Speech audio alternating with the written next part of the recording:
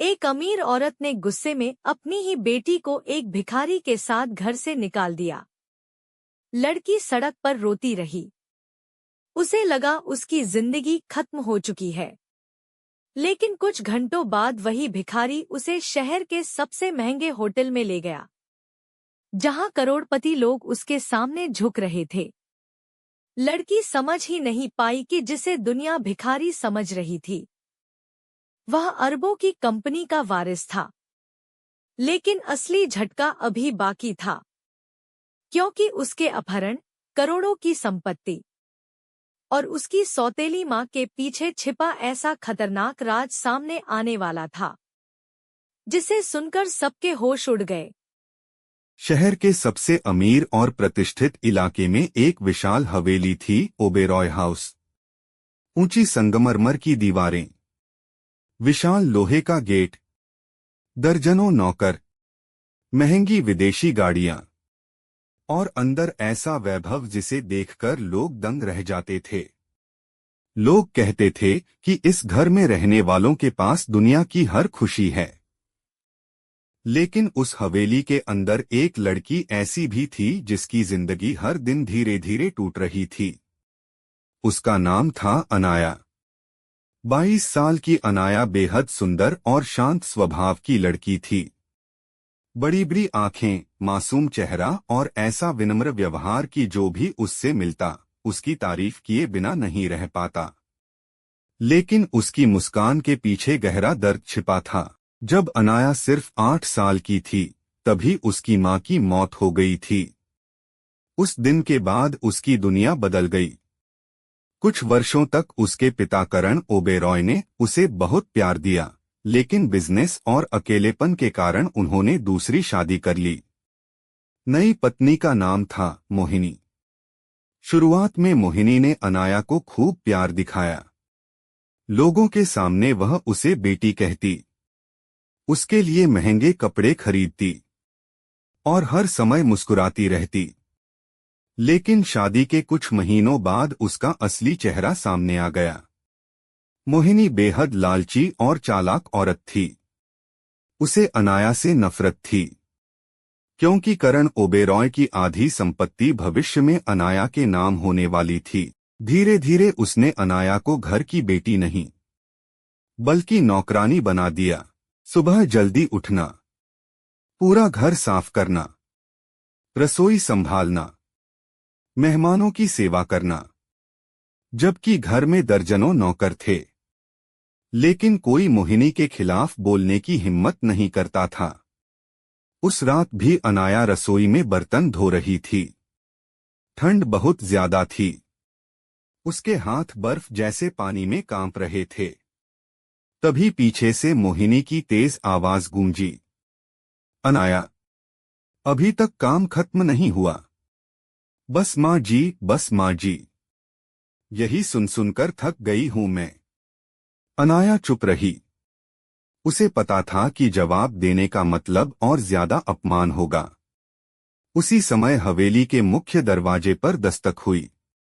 धड़ धड़, एक नौकर दरवाजा खोलने गया। दरवाजा खुलते ही सामने एक युवक खड़ा दिखाई दिया। उसने पुराने और मैले कपड़े पहन रखे थे। बाल बिखरे हुए थे और पैरों में टूटी चप्पलें थीं। पहली नजर में वह साधारण भिखारी लग रहा था, लेकिन उसकी आंखों में अजीब सा आत्मविश्वास था। उसने धीमी आवाज में कहा, अगर थोड़ा खाना मिल जाए तो बहुत मेहरबानी होगी। नौकर कुछ कहता उससे पहले मोहिनी वहां पहुंच गई। उसने युवक को ऊपर से नीचे तक देखा। सुबह सुबह कहां से चले आते हो तुम लोग? युवक शांत स्वर में बोला, माताजी, 2 दिन से भूखा हूं तो मैं क्या करूं? मोहिनी चीखी। उधर रसोई से अनाया की नजर उस युवक पर पड़ी। उसका दिल पसीज गया। वह जल्दी से रसोई में गई और एक प्लेट में खाना लेकर बाहर आ गई। ये लीजिए। युवक कुछ पल तक उसे देखता रहा, फिर हल्का सा मुस्कुराया, भगवान तुम्हें खुश रखे। लेकिन तभी मोहिनी का चेहरा गुस्से से लाल हो गया। वाह, अब तू भिखारियों को खाना खिलाएगी? माँ जी, ये भूखे थे। चुप।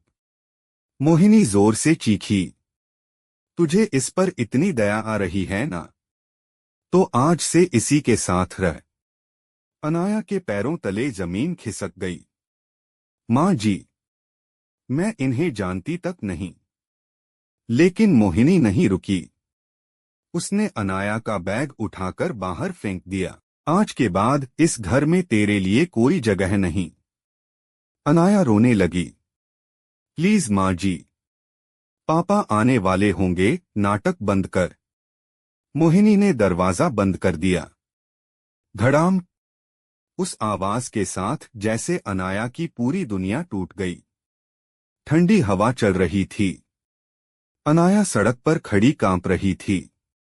उसकी आंखों से लगातार आंसू बह रहे थे। कुछ दूरी पर वही भिखारी खड़ा था। वह धीरे धीरे उसके पास आया। डरिए मत, मैं आपको अकेला नहीं छोड़ूंगा। अनाया ने पहली बार उसकी आंखों में देखा। उन आंखों में दया थी, सम्मान था, लेकिन कोई लालच नहीं था। कुछ देर बाद दोनों सड़क पर चलने लगे। अनाया के पास जाने के लिए कोई जगह नहीं थी। चलते चलते उसने पूछा, तुम्हारा नाम क्या है? युवक हल्का सा मुस्कुराया। आरव, क्या तुम सच में भिखारी हो? आरव कुछ पल चुप रहा, फिर बोला, कभी कभी हालात इंसान को वो बना देते हैं जो वो असल में नहीं होता। अनाया उसकी बात समझ नहीं पाई। करीब 1 घंटे बाद दोनों शहर के सबसे महंगे इलाके में पहुंचे। अनाया हैरान रह गई। चारों तरफ रोशनी, बड़ी बड़ी इमारतें, विदेशी गाड़ियां। तभी आरव एक विशाल होटल के सामने जाकर रुक गया। होटल इतना भव्य था कि अनाया की सांसें रुक गईं। हम यहाँ क्यों आए हैं? उसने घबराकर पूछा। लेकिन आरव बिना जवाब दिए आगे बढ़ गया। अनाया को लगा कि सिक्योरिटी गार्ड उन्हें तुरंत भगा देंगे। लेकिन जैसे ही आरव गेट के पास पहुंचा, गार्ड तुरंत झुक गया। Welcome sir. अनाया सन्न रह गई। तभी होटल का मैनेजर दौड़ता हुआ बाहर आया। सर, आपका इंतजार था। उसने झुककर अभिवादन किया।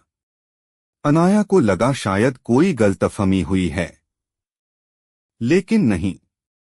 पूरा स्टाफ उसी युवक को सम्मान दे रहा था। कुछ देर बाद वे एक आलीशान कमरे में पहुंचे। कमरे में हर सुविधा मौजूद थी। अनाया खिड़की के पास खड़ी शहर की रोशनी देख रही थी। तभी बाथरूम का दरवाजा खुला। आरव बाहर आया। अब उसने महंगे कपड़े पहन रखे थे। उसका पूरा व्यक्तित्व बदल चुका था। अनाया उसे पहचान ही नहीं पा रही थी।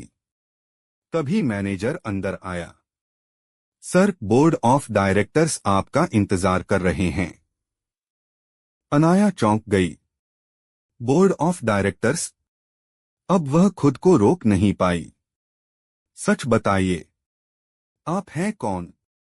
कमरे में कुछ पल सन्नाटा रहा। फिर आरव खिड़की के पास जाकर खड़ा हो गया।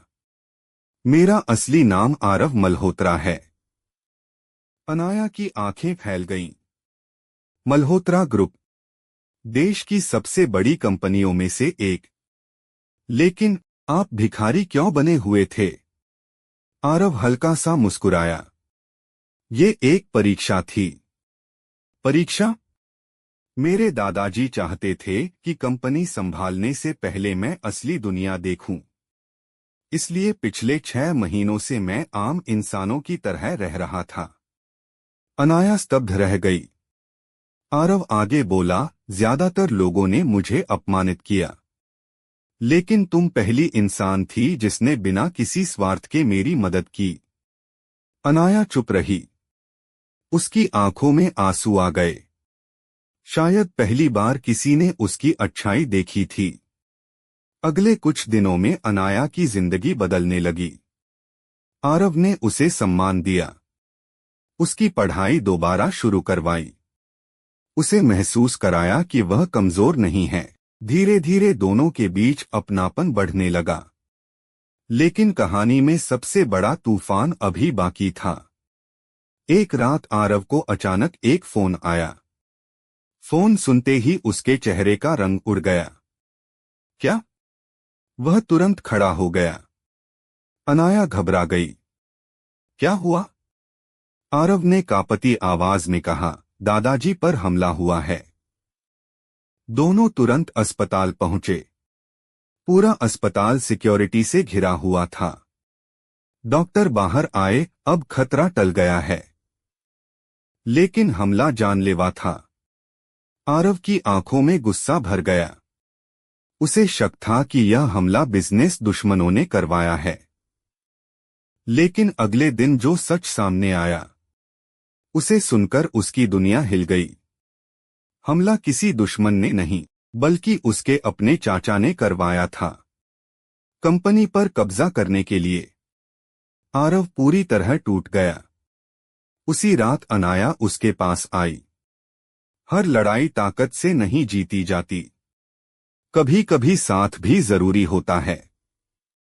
आरव ने पहली बार महसूस किया कि अनाया सिर्फ एक अच्छी लड़की नहीं, उसकी ताकत बन चुकी है। कुछ दिनों बाद पुलिस ने उसके चाचा को गिरफ्तार कर लिया। लेकिन उसी दौरान एक और बड़ा सच सामने आया। मोहिनी और आरव के चाचा पहले से एक दूसरे को जानते थे। दोनों मिलकर करण ओबेरॉय की संपत्ति हड़पना चाहते थे। जब अनाया ने यह सुना तो उसके पैरों तले जमीन खिसक गई। उसे समझ आ गया कि मोहिनी उसे घर से निकालने का मौका ढूंढ रही थी। उधर करण ओबेरॉय को भी पहली बार अपनी गलती का एहसास हुआ। उन्हें समझ आया कि उनकी बेटी सालों से दर्द सह रही थी। एक रात वह खुद अनाया से मिलने होटल पहुंचे। अनाया उन्हें देखकर रो पड़ी। करण की आंखों में भी आंसू थे। मुझे माफ कर दो बेटा, मैं तुम्हारा दर्द समझ ही नहीं पाया। अनाया फूट फूट कर रोने लगी। सालों बाद उसे अपने पिता का प्यार महसूस हुआ था। लेकिन कहानी में अभी एक आखिरी झटका बाकी था। मोहिनी इतनी आसानी से हार मानने वाली नहीं थी। उसने बदला लेने का फैसला किया। एक रात जब अनाया होटल से बाहर निकली, तभी एक काली गाड़ी उसके सामने आकर रुकी। कुछ नकाबपोश लोग बाहर निकले और जबरदस्ती उसे गाड़ी में बैठाकर ले गए। अनाया जोर जोर से चिल्लाने लगी, लेकिन सुनसान सड़क पर उसकी आवाज सुनने वाला कोई नहीं था। उधर होटल में आरव को जैसे ही यह खबर मिली, उसके होश उड़ गए। उसने तुरंत अपने लोगों को फोन किया। पूरे शहर में अनाया को ढूंढा जाने लगा। करीब 2 घंटे बाद एक फोन आया। फोन पर मोहिनी थी। वह हंस रही थी। अगर अपनी होने वाली पत्नी को जिंदा देखना चाहते हो तो अकेले पुराने गोदाम में आओ। आरव का खून खौल उठा, लेकिन उसने पुलिस को खबर नहीं दी। वह अकेले गोदाम पहुंच गया। अंदर अंधेरा था। अनाया कुर्सी से बंधी हुई थी। उसके चेहरे पर डर साफ दिखाई दे रहा था। मोहिनी धीरे धीरे सामने आई। तुमने मेरा सब कुछ बर्बाद कर दिया। आरव गुस्से में बोला, अनाया को छोड़ दो। मोहिनी जोर से हंसने लगी। पहले सारी प्रॉपर्टी के पेपर मेरे नाम करो। उसी समय पीछे से आवाज आई, गेम खत्म हो चुका है मोहिनी। अचानक चारों तरफ पुलिस आ गई। मोहिनी घबरा गई। असल में आरव ने पहले ही पुलिस को सब बता दिया था। मोहिनी भागने लगी, लेकिन पुलिस ने उसे पकड़ लिया। उसे हथकड़ी पहनाकर ले जाया गया। अनाया रोते हुए आरव के गले लग गई। मुझे लगा मैं तुम्हें खो दूंगी। आरव ने उसके आंसू पोंछे, अब कोई हमें अलग नहीं कर सकता। कुछ महीनों बाद आरव और अनाया की शादी पूरे देश की सबसे चर्चित शादी बनी। शादी के दिन हजारों लोग मौजूद थे। जब अनाया लाल जोड़े में मंडप तक पहुंची, तो उसकी आंखों में खुशी के आंसू थे। आरव ने उसका हाथ पकड़कर कहा, जिस इंसान का दिल साफ हो, भगवान उसे कभी अकेला नहीं छोड़ता। अनाया मुस्कुरा दी, क्योंकि आज पहली बार उसे महसूस हुआ कि दर्द के बाद भी जिंदगी खूबसूरत हो सकती है।